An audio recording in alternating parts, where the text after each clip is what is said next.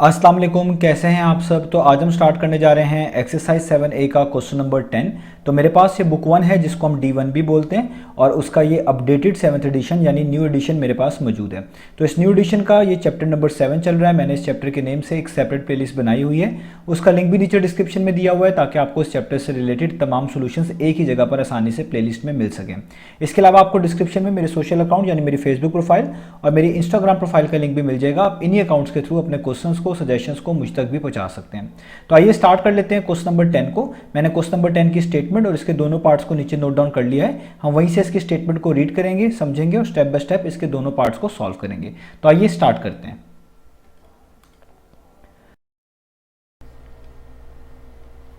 तो अब आपको सामने स्क्रीन पर क्वेश्चन नंबर 10 की स्टेटमेंट लिखी हुई नजर आ रही है। नीचे पार्ट नंबर ए और पार्ट नंबर बी भी लिखा हुआ नजर आ रहा है। सबसे पहले हम क्वेश्चन नंबर 10 की स्टेटमेंट को रीड कर लेते हैं। यहाँ पे लिखा हुआ है if P ratio Q is equal to 3/4 ratio 2।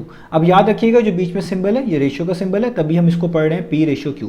तो जो चीज़ यहाँ पर पहले मेंशन की गई है यानी सबसे पहले यहाँ पर P मेंशन किया गया है, तो इधर भी रेशियो में जो चीज़ सबसे पहले लिखी हुई है, जो फ्रैक्शन सबसे पहले आपको लिखी हुई नजर आ रही है वो कॉरस्पॉन्ड करेगी P को। यानी आप कह सकते हैं बेसिकली 3/4 जो है एक तरह की P की वैल्यू है समझने के लिए। आगे आप देखिए रेशियो सिंबल के बाद Q है और यहाँ पे रेशियो सिंबल के बाद 2 है, तो आप यही कहेंगे कि ये 2 जो है कॉरस्पॉन्ड करेगा Q को, यानी 2 जो है बेसिकली Q की वैल्यू है। तो इसी तरीके से आपको P रेशियो Q की वैल्यू बता दी गई है जो कि 3/4 रेशियो 2। अब आगे आप देखिए लिखा हुआ है एंड P रेशियो R, आपको एक और रेशियो बताई जा रही है जो कि है P रेशियो R। यहाँ पर स्टार्ट में फिर से P लिखा हुआ है, तो इक्वलिटी साइन के राइट हैंड साइड पे जो पहली फ्रैक्शन लिखी हुई है वो असल में P की वैल्यू कहलाएगी, एक तरह की P को कॉरस्पॉन्ड करेगी। इसी तरीके से रेशियो सिंबल के बाद यहाँ पर R है और इधर रेशियो सिंबल के बाद 1/2 है, तो जो सेकंड फ्रैक्शन यहाँ पे लिखी हुई है वो यहाँ पर सेकंड लिखे हुए लेटर R को कॉरस्पॉन्ड करेगी, यानी R की वैल्यू कहलाएगी। तो इसी तरीके से आपको P रेशियो Q भी बता दी गई है, उसकी वैल्यू भी दे दी गई है, और P रेशियो R की वैल्यू भी बता दी गई है, उसकी वैल्यू भी दे दी गई है। अब आगे लिखा हुआ फाइंड, आपने फाइंड करके दिखाना है, निकाल कर दिखाना है। पार्ट नंबर ए में क्या निकालना है, P ratio Q ratio R। आपने P ratio Q ratio R की वैल्यू फाइंड आउट करके दिखानी है। अब आप देख सकते हैं ऊपर जो रेशियोज गिवन है वो सेपरेट गिवन है, P रेशियो Q अलग से गिवन है और P रेशियो R अलग से गिवन है। हमें इनको जोड़ना पड़ेगा, कनेक्ट करना पड़ेगा, तभी हम बता पाएंगे कि P ratio Q ratio R की वैल्यू क्या बनेगी। तो बेसिकली हमने ये सीखना है कि जब भी हमें दो रेशियोज गिवन हो और हमने उनको जोड़ना हो, कनेक्ट करना हो, आप कह लें मिलाना हो, ताकि हम उसको P ratio Q ratio R जैसी फॉर्म में जो है एक्सप्रेस कर सकें, तो हमें क्या स्टेप्स करने पड़ेंगे, क्या प्रोसीजर यूज करना पड़ेगा, यही पार्ट नंबर ए में बेसिकली हमने फाइंड आउट भी करना है कि P ratio Q ratio R की वैल्यू क्या होगी, जिसके लिए हमें इन दो रेशियोज को ज्वाइन करना पड़ेगा। तो आइए स्टार्ट कर लेते हैं। तो सबसे पहला स्टेप ये हुआ करेगा कि जो रेशियोज आपको गिवन है आप सबसे पहले उनको नोट डाउन कर लें। आपको P रेशियो Q गिवन है जो कि इक्वल है 3/4 रेशियो 2 के, आप सबसे पहले इसको यहाँ पर लिखें। तो मैं यहाँ पे लिख रहा हूँ कि P रेशियो Q जो है बेसिकली वो इक्वल है 3/4 रेशियो 2 के। अब मैं आपको पहले भी बता चुका हूं कि जब भी आपके पास कोई ऐसी रेशियोज लिखी हुई आए जिसमें आपको फ्रैक्शंस लिखी हुई नजर आ रही हो, तो वहां पर हमेशा आपको एलसीएम की मदद से अपने रेशियो वाले क्वेश्चन को मजीद सिंप्लीफाई करना होता है। तो आप देखें यहाँ पे P रेशियो Q जो है वो इक्वल है 3/4 रेशियो 2 के, और बिल्कुल स्टार्ट में ही आपको फ्रैक्शन लिखी हुई नजर आ रही है। इसका मतलब आपको यहाँ पर एलसीएम की मदद लेनी होगी अपनी इस रेशियो को मजीद सिंप्लीफाई करने के लिए। तो एलसीएम हम किसका लेते हैं, जो भी फ्रैक्शन लिखी होती है उनके डिनोमिनेटर का। तो यहाँ पे जो एक फ्रैक्शन लिखी हुई है वो है 3/4, इसका डिनोमिनेटर 4 है। 2 के नीचे कुछ नहीं लिखा हुआ, आप अपनी आसानी के लिए नीचे 1 लिख सकते हैं, ना भी लिखें तो भी ऑब्वियस होता है, आप इधर लिख लें तो भी ठीक है, ना लिखें तो भी ठीक है। बस यहाँ पे ये लिखने का ये फायदा होता है कि चीज़ों को समझाने में आसानी हो जाती है, इसलिए मैंने यहाँ पर लिख लिया। तो आपने क्या करना है, आपने एलसीएम फाइंड आउट करना है फ्रैक्शंस के डिनोमिनेटर का। तो पहली फ्रैक्शन जो है वो है 3/4, इसका डिनोमिनेटर 4 है, और इसको भी आप एक फ्रैक्शन कंसिडर कर लें तो इसका डिनोमिनेटर क्या है 1। तो बेसिकली आपको 4 और 1 का एलसीएम निकालना है। तो किसी भी नंबर का एलसीएम जब 1 के लिहाज से निकालते हैं, या आप कह लें जब भी आप किसी दो नंबर्स का एलसीएम निकाल रहे होते हैं और उसमें एक 1 होता है, तो 1 को इग्नोर कर दिया जाता है और जो दूसरा नंबर बचता है उसी को हम एलसीएम बोलते हैं। ये सिर्फ इसी केस में किया जाता है जब दो नंबर्स में से एक नंबर 1 हो और आप उन दो नंबर्स का एलसीएम फाइंड आउट कर रहे हो। तो यहाँ पे 4 और 1 का एलसीएम क्या होगा, 4। तो आप यहाँ पे लिख दें कि अगर आप इनके डिनोमिनेटर यानी 4 और 1 का एलसीएम निकालें तो वो क्या आता है, 4। तो जब रेशियो से रिलेटेड क्वेश्चन में फ्रैक्शंस आए, आपने हमेशा इस तरीके से पहले एलसीएम निकाल लेना है।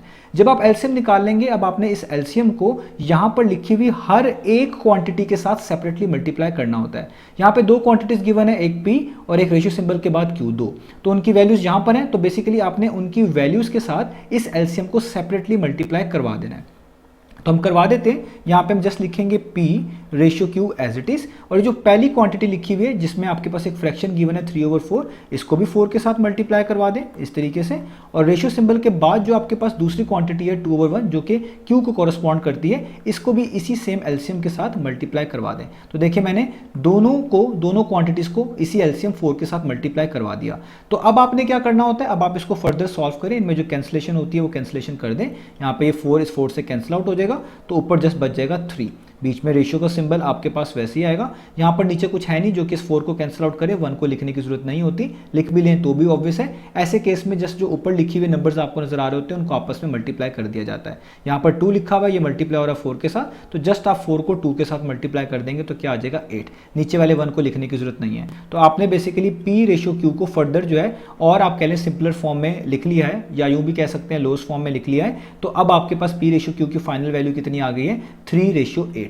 अब आपने इसी तरीके से दूसरी जो आपको रेशियो गिवन है उसको भी मजीद इसी पैटर्न के ऊपर सिंप्लीफाई करना है, तो वो भी हम इसके पैरेलली कर लेते हैं ताकि चीज़ों को याद रखना जो है वो आसान हो। अब आप देखें जो दूसरी रेशियो आपके पास गिवन है वो है P/R। तो अब हम P/R को जो है फर्दर सिंप्लीफाई करने जा रहे हैं, तो उसके लिए आप उसको भी इसी तरीके से लिखेंगे P/R जो कि गिवन है 1/3, यानी एक फ्रैक्शन रेशियो का सिंबल और अगेन एक फ्रैक्शन 1/2। अब देखें यहाँ पर भी रेशियो से रिलेटेड क्वेश्चन है, रेशियो आपको गिवन है और यहाँ पर भी आपको फ्रैक्शंस लिखी हुई नजर आ रही हैं। अगेन जब भी फ्रैक्शंस लिखी हुई नजर आएंगी आप एलसीएम फाइंड आउट करेंगे। किसका एलसीएम फाइंड आउट करेंगे, इन फ्रैक्शंस के डिनोमिनेटर का। तो पहली फ्रैक्शन का डिनोमिनेटर क्या है 3, दूसरी का क्या है 2, तो आप 3 और 2 का एलसीएम निकालेंगे। और आपको ये बात मालूम होगी कि जब भी आप दो ऐसे नंबर्स का एलसीएम निकाल रहे होते हैं जो कि प्राइम नंबर्स होते हैं, 3 भी प्राइम नंबर है 2 भी प्राइम नंबर है, तो वहां पे उन नंबर्स को मल्टीप्लाई करके एलसीएम निकाल लिया जाता है। सबसे आसान तरीका ये होता है। ये सिर्फ आपने तब फॉलो करना है जब यहां पर भी प्राइम नंबर लिखा हो, यहां पर भी प्राइम नंबर लिखा हो। अगर प्राइम कोई नंबर ना हो तब आप ये पैटर्न फॉलो ना करिएगा, यहां पर प्रॉब्लम हो सकती है। तो जस्ट जब भी दो नंबर्स प्राइम हो उनका एलसीएम निकालना हो तो आप उनको मल्टीप्लाई करके एलसीएम निकाल सकते हैं। तो 3 भी प्राइम 2 भी प्राइम, तो आप इन दोनों को मल्टीप्लाई कर दें तो 3 × 2 कितना होता है, वो होता है 6। तो इनका एलसीएम क्या आ गया 6। तो जिस तरह यहां पे बताया था कि जब आप एलसीएम निकाल लेते हैं आपने उसी एलसीएम से हर एक क्वांटिटी को मल्टीप्लाई करना होता है जो कि आपको रेशियो से रिलेटेड क्वेश्चन में गिवन होती है। यहाँ पे भी दो क्वांटिटीज हैं P/R,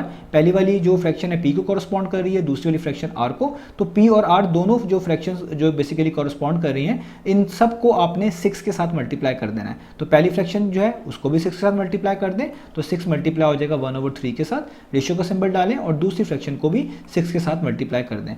तो इस तरीके से रेशियो के अंदर मल्टीप्लाई किया जा सकता है सेम ही नंबर के साथ। अब आप इनको सॉल्व करें, 3 1 टाइम्स 3 होता है, 3 2 टाइम्स 6 होता है। तो बेसिकली ऊपर 2 बचा और मल्टीप्लाई के बाद 1 बचा, तो इन दोनों को मल्टीप्लाई भी कर लें तो कोई फर्क नहीं पड़ेगा क्योंकि 2 1 टाइम्स क्या होता है 2 ही होता है। तो आप यहाँ पे 2 लिखेंगे, नीचे 1 वाले 1 को लिख लें, ना लिखें कोई इशू नहीं है। बीच में रेशियो का सिंबल, यहाँ पे 2 1 टाइम्स 2 होता है, 2 3 टाइम्स 6 होता है, ऊपर 3 बचा और वो मल्टीप्लाई हो रहा है 1 के साथ, तो 3 1 टाइम्स कर दें, वो कितना होता है 3। तो इसकी भी आपने रेशियो फर्दर सिंप्लीफाई कर ली जो कि हो गया P/R, वो किसके इक्वल आ गया 2/3 के। तो जब आप अपनी रेशियोज को सिंप्लीफाई कर लें, अब हमने इनको ज्वाइन करना है, कनेक्ट करना है, यानी अब हम निकालने जा रहे हैं P/Q/R की वैल्यू। तो अब आप इन दोनों को यहां पर देखें कि इनमें कॉमन पार्ट क्या है। जब भी आपने दो रेशियोज को ज्वाइन करना हो, याद रखिएगा हम देखेंगे इनमें कॉमन चीज क्या है। तो आप देखिए यहां पर भी स्टार्ट में P लिखा हुआ है और यहां पर भी स्टार्ट में P लिखा हुआ है। तो जब भी दो रेशियोज को ज्वाइन करेंगे आपने सबसे पहले देखना है इनमें कॉमन क्या है। तो कॉमन दोनों में क्या है P। तो जब आपको पता चल जाए कि कॉमन क्या है, आपने उसी कॉमन चीज को ही कॉरस्पॉन्डिंग वैल्यू को सेम बनाना होता है। यहाँ पे P को कॉरस्पॉन्ड करने वाली कौन सी वैल्यू है, वो है 3, और यहाँ पे P को कॉरस्पॉन्ड करने वाली कौन सी वैल्यू है, वो है 2।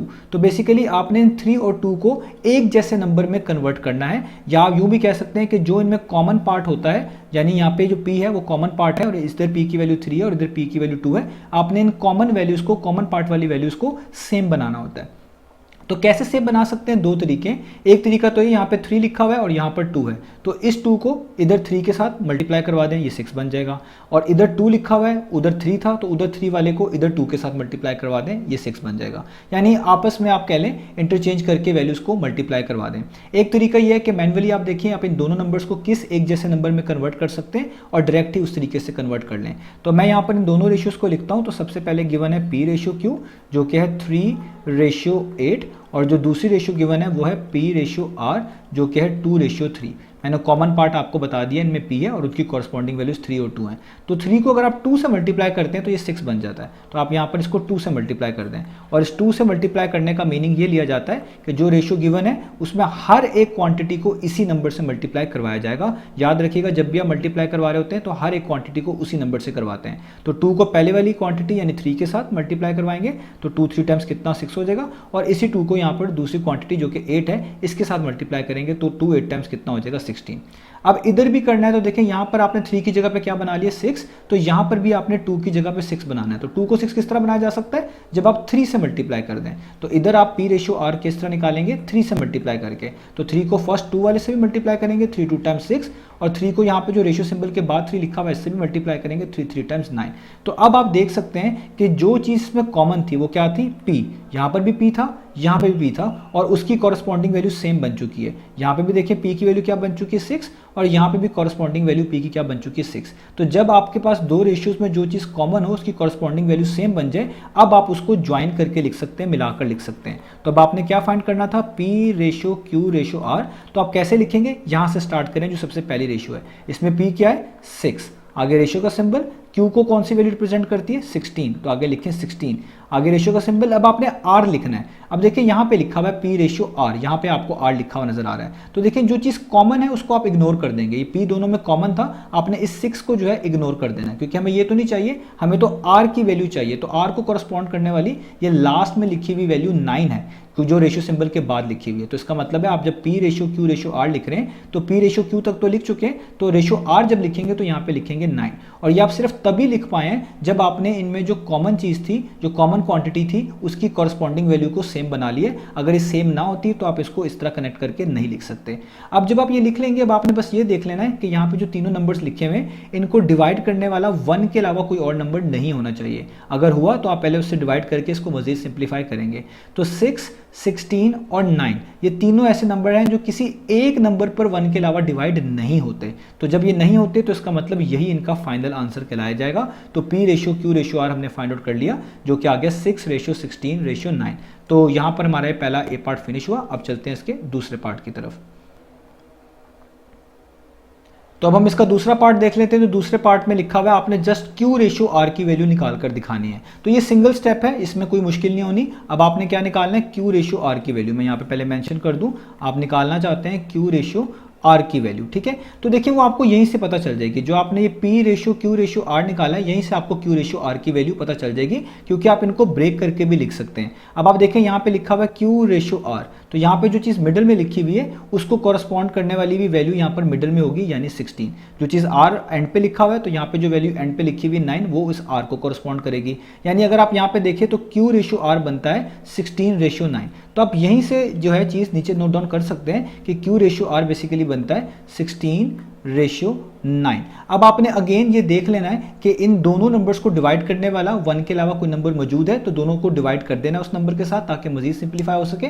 अगर नहीं होगा तो यही इसका फाइनल आंसर होगा। और 16 और 9 को दोनों को 1 के अलावा कोई भी नंबर जो है डिवाइड नहीं करता, इसका मतलब q रेशियो r की वैल्यू जस्ट यही होगी 16 रेशियो 9।